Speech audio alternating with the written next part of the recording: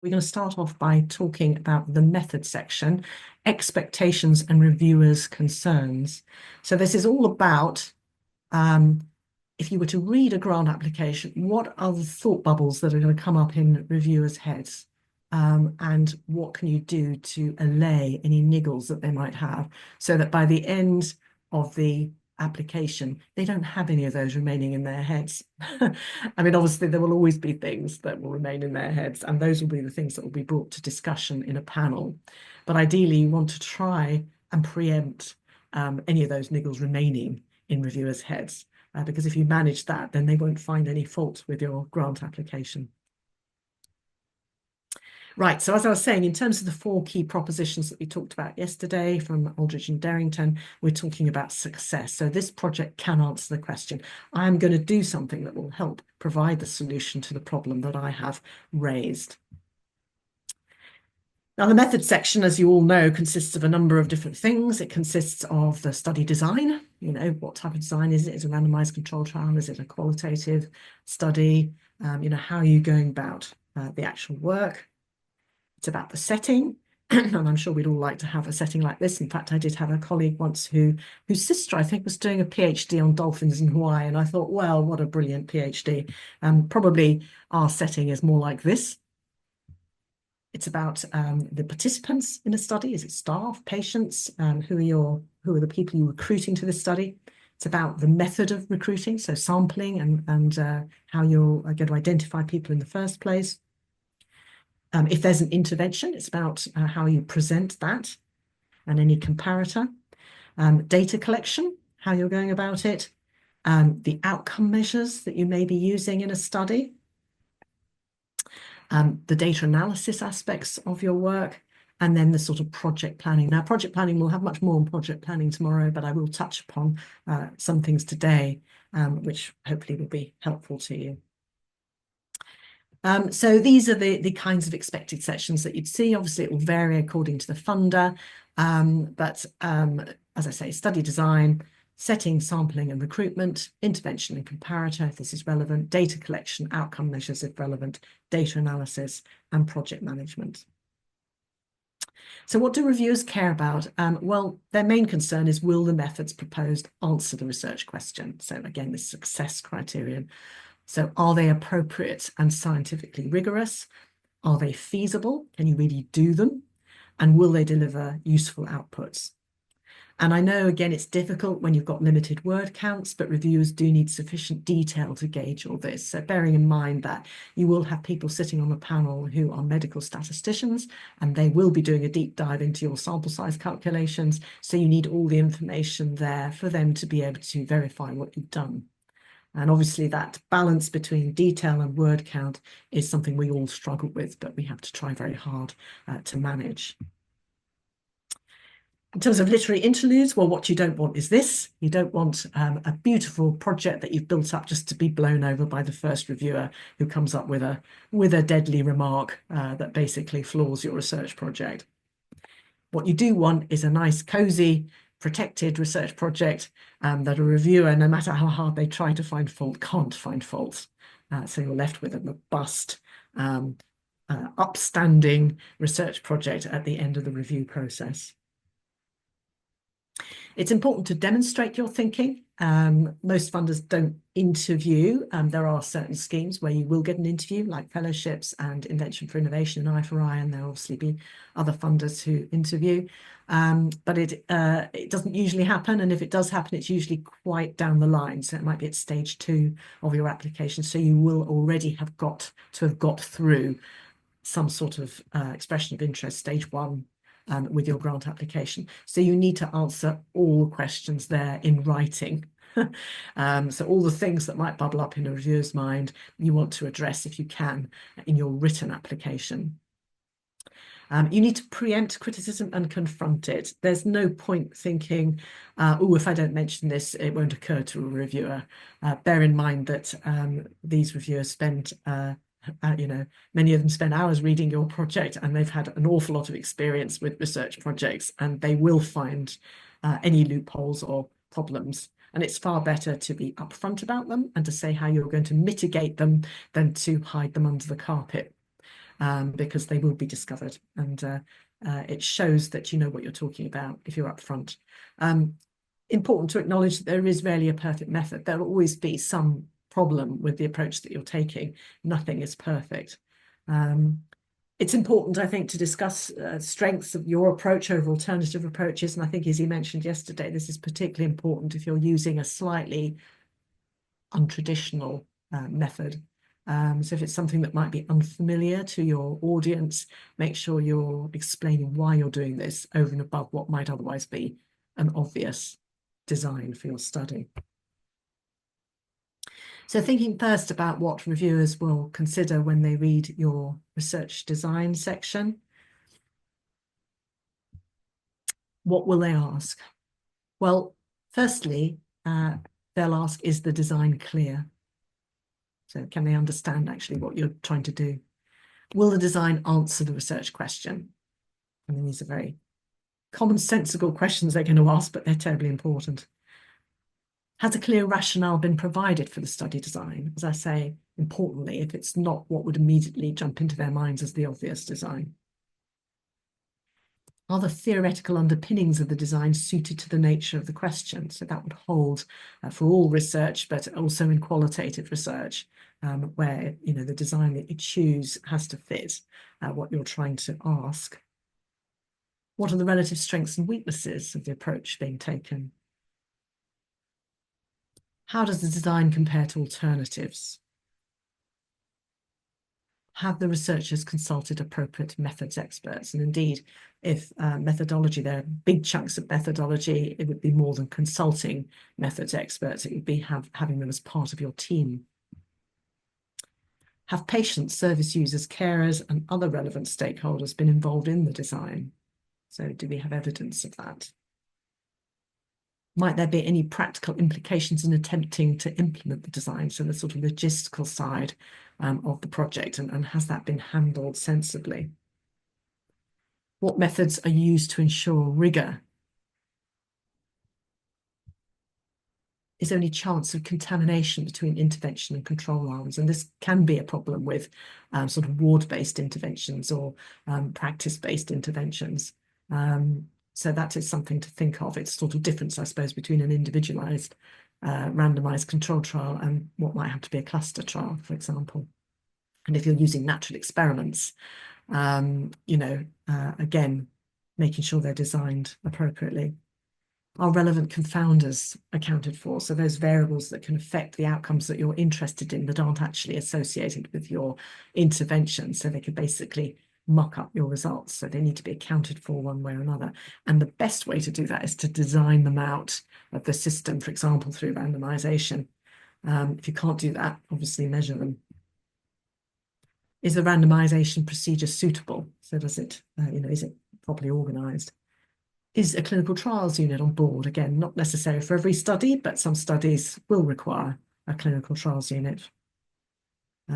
Another qualitative question, what is the ontological and epistemological position of the work? So again, with a qualitative hat on, are the right, are the questions being asked in a sensible way? Are researchers familiar with the culture of the participating organisations? So if you are doing a bit of work, does it fit with what's going on around you? And if you're doing qualitative work, do you truly understand, what's happening, and can you build that into your work? Does the design use more than one method of data collection to facilitate cross-checking or triangulation findings? So back to that question of rigor, are you double-checking that the results you get are in fact valid? Are there any ethical issues in relation to the design that need consideration? So just a few examples of studies and the sorts of questions reviewers might ask in relation to them. So for example, if you had a descriptive study examining health beliefs based only on a quantitative survey, a reviewer might think you're going to get a lack of insight with a quantitative survey. What you really need here is qualitative work. An RCT involving sham surgery, well, will patients agree to take part if they know that they're actually having surgery that isn't going to do them any good? An intervention run in 2 hospital wards compared to 2 control wards in the same hospital. Well, an obvious question is, will the intervention and control groups become contaminated? For example, if you have nurses who are working on both wards, they might inadvertently bring knowledge from the intervention ward into the control ward. A study of a nurse-patient interaction where patients are consented before and interviewed after the interaction of interest. Will the researchers influence the intervention itself? I mean, the person who is having the intervention may have a nice, warm, buzzy feeling from talking to the researcher beforehand and being debriefed by the researcher afterwards, and that may actually affect their perception of the intervention or the consultation they have with a nurse in between. A before or after study of an intervention to reduce allergens in the home. Well, there may be seasonal patterns that will influence outcome if we think about house dust mite, or we think about pollens, etc., that might be in the home, or molds. You know, there are going to be seasonal patterns to those. So you don't want to spuriously believe your intervention has had an effect when it's just because summer has come. Yeah, will there be systematic differences between the sites affecting outcomes, you know, that are going to interfere over and above probably the effect of the intervention? So, you know, you have to be very careful with those. So either you're going to be measuring or somehow designing out those confounding variables. And of course, randomization is one way to do that, but that's not always possible. So it's making sure that all confounders are measured and basically built into any analysis. What about sampling and recruitment? Well, this is all to do with population, setting and location, the method of sampling, the sample size, eligibility criteria, recruitment and consent. So what will reviewers ask? Firstly, does the stated population and setting relate sensibly to research questions? Are you going to the right place to do this work? Are sampling methods clearly stated and consistent with the research objectives? Is the sample size clear? Is the sample size justified on a theoretical or statistical basis? So whether it's qualitative or quantitative study, you want to see clearly the justification for that sample size. What are the eligibility criteria? How, when, and by whom will eligibility criteria be applied? And obviously that will have an impact on your sample size. So it will reduce perhaps the number of people in each site that you can actually obtain to take part in your study. So there'll be issues there. Is the process of accessing, approaching, consenting, and enrolling potential participants ethical and suitable? So does it make sense, and is it an ethical approach? And obviously there are pieces of research that we do that can be really difficult. You know, if we're doing research in A&E and people are coming in unconscious, how do we manage that? And of course, there are ways that you can manage that, and ethics committees have to be on board with what you're doing. Is recruitment likely to meet targets? A massive issue. We'll see tomorrow that so many studies never reach their recruitment targets. And of course, that has implications for the conclusions that they can draw if they've got a specified sample size that's required to see whether there's statistical significance between groups, for example. Have patients, carers, service users been consulted about the recruitment process? Your PPI are tremendously helpful in helping you think through the best way to approach patients, especially in sensitive situations. Have issues relating to research inclusion been addressed? Again, this is a massive thing with the NIHR now. You know, gone are the days when you can say, I'm only going to recruit people who can speak English. That's simply not acceptable nowadays. NIHR are very happy to see funding put aside for translation services, for interpretation services, etc. And obviously, if you are dealing with a project looking at access, then by not putting in those sorts of provision, you're almost certainly excluding some of the most important people that you'd want to include in your study. So some examples of that: a study comparing 2 treatments with an N of 20. Well, I think an obvious query or bubble in a reviewer's head would be you're likely to need a bigger sample, and there must be a proper sample size calculation that gives a rationale for the sample size. A study looking at barriers and facilitators to quality improvement, interviewing only patients and nursing staff. Well, I think you need all key stakeholders, and it's important that to realise that the health service is a system, and there are a lot of other decision makers there apart from patients and staff, immediate staff. So think about who else might want to be involved. Maybe it's NHS managers, maybe it's the quality department, etc. A study of a rare disease in only 3 sites. Well, an obvious question will be, well, we need to know how prevalent that disease is, and if it really is rare, I don't know whether 3 sites are going to be sufficient. Quite often, studies of rare diseases have to go European-wide, to get enough cases. A study looking at access to healthcare that has no plans to recruit non-English speakers. As I said before, you need plans for outreach, interpretation, and translation, or you will end up excluding the very people who you want to help. The study of carers of people with dementia and need a clear process for how eligible people will be identified and consented. Will this practice be representative of practices nationally? Often you'll see people recruiting from a variety of sites because they want to get that breadth and diversity so that whatever results they get will be generalizable to a larger population because that's what research is about a lot of the time. The intervention, so this is all about what is your intervention? Is it a product or a technology or a therapy? And where applicable, what is your comparator? So what sorts of things will reviewers ask? Well, firstly, is the intervention clearly described? And you'll be amazed how many people don't describe their intervention. Sometimes if you're co-designing an intervention, you don't necessarily know what it might look like. But usually you have some idea, so you can perhaps give some examples of things that it might be or things that it might include. So reviewers can have a better idea of what you're aiming for. Is the intervention novel? Of course, that's important. Research is all about adding new knowledge, developing new things that are going to be helpful. So is this old hat? Have we seen it all before? Or is this something really new and interesting? What is the current evidence to support it? And of course, there's a balance here because if there was loads of evidence to support it, you wouldn't need to do the research. But you do need some indication that there's sense behind this intervention. Does it make sense for the group of interest? So, you're not proposing a highly highly active intervention, exercise program for, people who can't walk, What is the rationale for the dosing schedule? So quite often people say, well, we'll do this twice a day or twice a week or, once every week. Well, why? Why do you need it at that sort of regime? Is the timing of the intervention clear? So when does it happen in the pathway?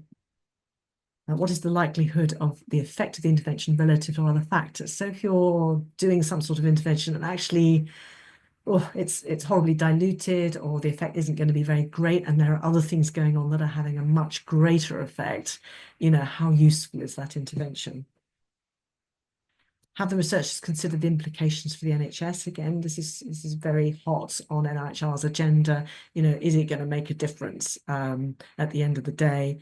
And will it actually be able to be operated in the NHS? So if you're proposing a very time-consuming, very resource-intensive intervention to be run, over many weeks and months, is that realistic in the NHS? Can the intervention be applied properly and consistently? Can health and social care professionals administer it? Are staff training plans adequate? So if you are getting them to do something new, are you telling them how to do it? Will the staff be happy to administer the intervention? Are staff experiences or preferences an issue? So that can be a problem if people are very wedded to an idea. Or a way of doing things. Are they actually going to stop that and do what you want them to do? How will fidelity be ensured? So how will you make sure that everybody's doing the intervention in a standard way? Will patients, carers or service users be happy to do it? And that's where your PPI are very important. Will participants adhere to the intervention, or is there a way of measuring that? Is the comparison group well described and sensible? And we've had examples in case control studies where sometimes controls are another disease group. Is that really a good comparison group? It does depend on your outcome, but possibly not. Is blinding a placebo necessary or possible? So making sure that participants don't know what group they're in. It's not always possible, but sometimes it's helpful if you think there may be biases creeping in. If people think they're part of an intervention, placebo effects. Are there any ethical issues in relation to the intervention? Some examples. So a study using an evidence-based CBT intervention for a new group of patients. Well, I think reviewers will think, well, is this really novel and interesting enough to fund? You know, you can, if you've got a sort of generalizable intervention that's used across many groups, why do you have to repurpose it for a specific group if we know that, broadly speaking, it works across the board? The iterative development and testing of a training pack for nurses to help carers with patients with a long-term condition. So is the trail of causation clear and convincing? You know, by the time you've developed the pack, trained the nurses have trained the carers, and the carers have administered it to patients, will it make a difference? A study of an exercise package for patients with MS to be delivered over 6 months. Well, why the specific package? Why over 6 months? What is the dose and rationale for it? When you get long-term fidelity, if it's quite a long-term intervention. An RCT of a novel surgical technique. So what is the evidence to support that technique? What is the evidence to show that surgeons can use that technique? What is the evidence to show that it is at the RCT stage in the research trajectory? Now, those of you who know about surgical research know that there are issues, and there's a whole framework devoted to the research stage, rather like the staging of pharmaceutical trials. So have you considered the ideal framework? A study of a new drug for children with considerable behavioural side effects. So will parents or patients be willing to adhere to that treatment? A comparison of an intervention with treatment as usual. Yes, you certainly would want to know what treatment as usual is. And you'd be amazed at how many people don't know, sometimes because it's actually quite difficult to pin down, because different places do things in slightly different ways. And it's quite interesting, for example, in the health services and social care delivery program, quite a lot of that is looking at all the different variations in practice and what's best, you know. So treatment as usual is actually quite difficult to find sometimes. So be aware of that, and obviously you're doing your best to define what you mean by it. So what about data collection? What will reviewers ask? Well, firstly, is it clear what types of data are being collected? So you've actually been very explicit about that. Are the data types appropriate for meeting the research objectives? Is it clear what data collection methods are being used, and are they wise? Is it clear who will be collecting the data, where and from whom? Are the data being collected at sensible times in relation to what is being examined? So the intervention itself, you know, and follow-up, so sensible follow-up periods. Is data collection sensible in relation to NHS structures and pathways? So is it going to clash horribly and cause all sorts of issues on a ward if you're there getting in people's way at particular times of day? Have other potential options been considered? Are potential weaknesses of approaches identified and addressed? Is data collection feasible? Have the ethical considerations or implications of data collection been considered? Obviously, there will be an ethics committee that will look at your work as well, but that's not to say that reviewers won't come up with issues that concern them. Will missing data or poor quality data be an issue? If you're using big data, are permissions and timelines accounted for? Is the data collection process acceptable to patients, carers, and service users? Are you being too burdensome? Is blinding necessary and feasible? Is sufficient expertise available to ensure data of suitable quality? And some examples: a prognostic study examining risk factors for knee osteoarthritis using a routine database. I think the question will be, are all important risk factors and confounders reliably recorded in the database? Will the researchers have access to the data in time for the study start? It's very tempting to use these big data sets, and obviously no study is perfect, but does it actually have all the information you need to sort of draw sensible conclusions? A study of risk factors for respiratory allergies using combined data from more than one routine data set. Or can data be standardized across data sets? They may well be asking, you know, how can you merge those two data sets seamlessly? Do the data, the variables themselves mean the same thing in the two data sets? Mixed staff and patient focus groups to explore implementation of a new multidisciplinary intervention in an NHS rehabilitation setting. Will patients and different staff disciplines and grades be happy to share thoughts in mixed groups? And is it better to split up the focus groups? An intervention study requiring working age adults to attend hospital daily in the morning for a blood test. Will patients actually be able to do that? Is it going to cause all sorts of problems for them? A survey of health and lifestyles using smartphones for data collector. I mean, the obvious one is obviously the issues of digital poverty, but I think some of those other things like confidentiality, etc., are all terribly important. So yeah, there are issues. So moving on to outcome measures. What sort of things will reviewers ask? Well, are the outcome measures appropriate for the research question? Are the measures relevant, appropriate for the patient's service, user, carer, staff group of interest? So not only to answer the research question, but are they appropriate to the people who will be having to fill them in? Are the outcome measures acceptable to patient service users, carers and staff? So appropriate and acceptable. Are the measures valid and reliable? Is the rationale for a particular outcome measure clear, especially if there are more obvious alternatives? Are outcome measures sensitive to the intervention being evaluated, or are you going to have ceiling or floor effects? Do proxy measures where used correlate well with outcomes? Are outcome measures properly referenced? Do we know that they are decent outcome measures, and do they have a track record? Where relevant, is there a clear primary outcome? Where relevant, are outcomes measures sensibly timetabled in relation to the intervention? Some examples: a study using an activities of daily living measure for patients who are unable to walk. Well, will it be sensitive enough to pick up any changes in that particular group? A comparison between two different interventions using an outcome measure derived from two others.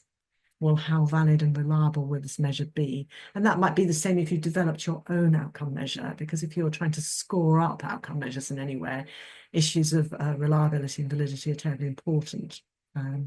So it's all right if a questionnaire sometimes has face validity, but if you are making assumptions about how the data relate to each other, that can be an issue. A study using a tool developed for adults in a paediatric ward. Well, obviously, how valid and reliable will this measure be for children? A study requiring patients to have 2 extra biopsies for histological assessment. Well, how acceptable would that be to patients? It's quite a big ask.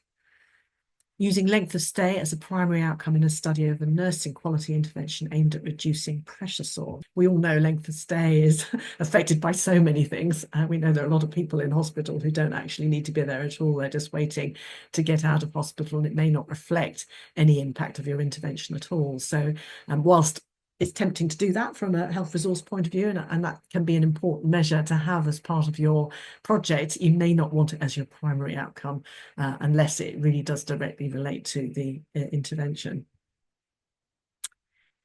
Data analysis. So what will reviewers ask? Will the analysis help achieve the aims and objectives? An obvious question. Are the proposed methods suitable based on the type of data collected? Are the proposed methods suitable based on the sampling approach? Also, you know, some things you can do and some things you can't do with different sorts of sampling approaches. How will the data be prepared for the analysis? So cleaning and sorting out your data. If you're using big data, you know, who's in charge of making it all palatable to analysis? Is the analysis plan clear and thorough? Are appropriate guidelines or references highlighted? Is specialist methodological input required? And if so, you know, are they on the team if that's necessary? Is blinding necessary and feasible? Does the analysis take into account confounding variables, especially if you haven't been able to design them out of the study at the start? And some examples of studies. A randomized study comparing new and current treatment of bowel cancer based on percentage cancer-free at 6 months. I consulted with my statistical colleagues. Would progression-free survival be preferable as the primary outcome? Because there will be competing risks. Does analysis account for stratification factors? If you want a statistical explanation of these things, pop a question in the Q&A. A study comparing outcomes at lots of different time periods post-randomization. Does analysis suitably account for repeated measures over time? An interpretive phenomenological analysis to explore how participants experience an intervention. Is such a theoretical approach required to answer the question?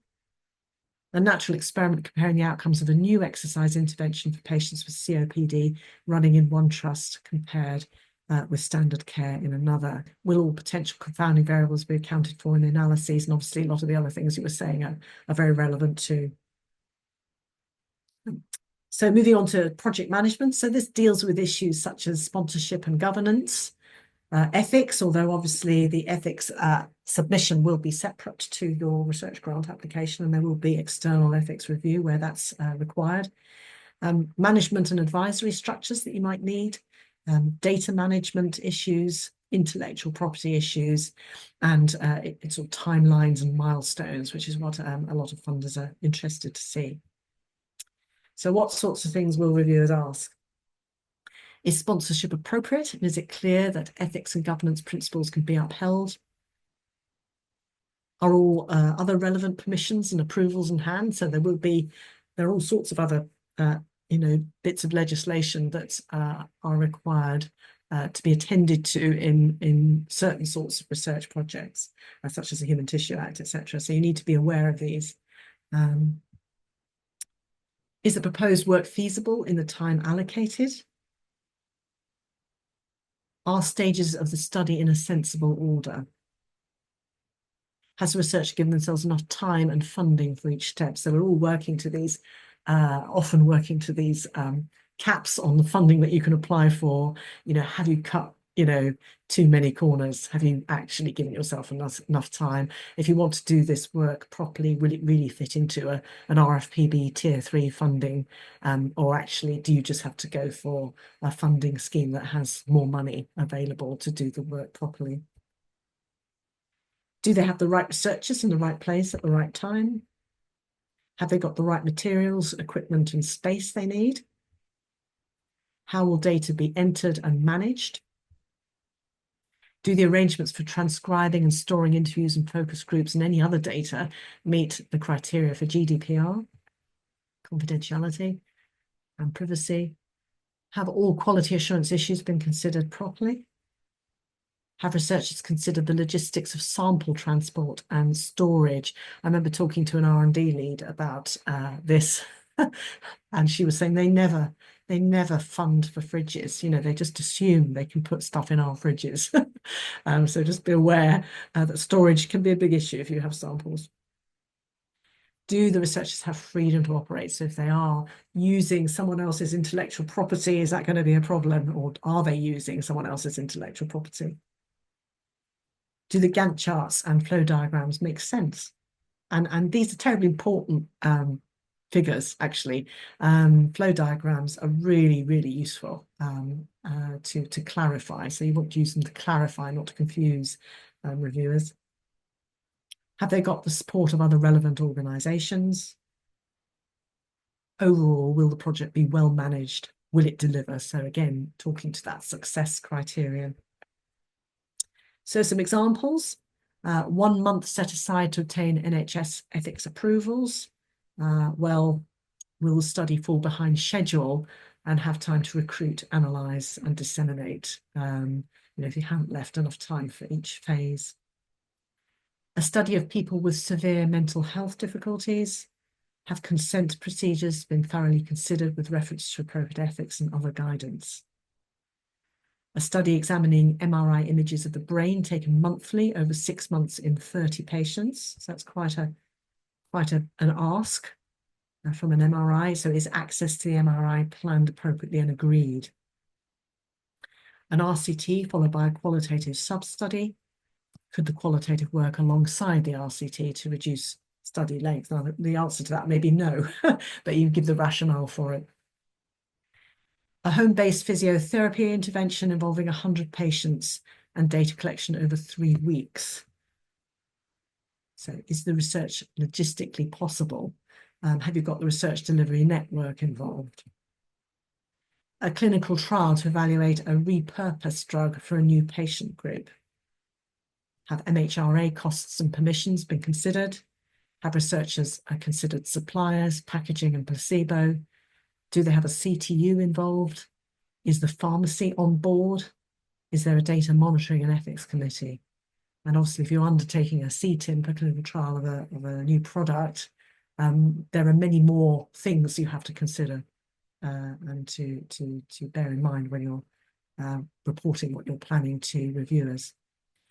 A study involving the regular collection of tissue samples. Have storage and transport issues been considered? Have issues relating to the Human Tissue Act been considered? A study developing a new device for taking biopsies. I mean, firstly, are there measures in place to capture intellectual property? And very importantly, are appropriate regulatory requirements being addressed? And medical devices are they're very interesting, really, because they're also a bit different from pharmaceuticals. But there's regulation and permissions surrounding the development and testing of those in the NHS that you have to be aware of.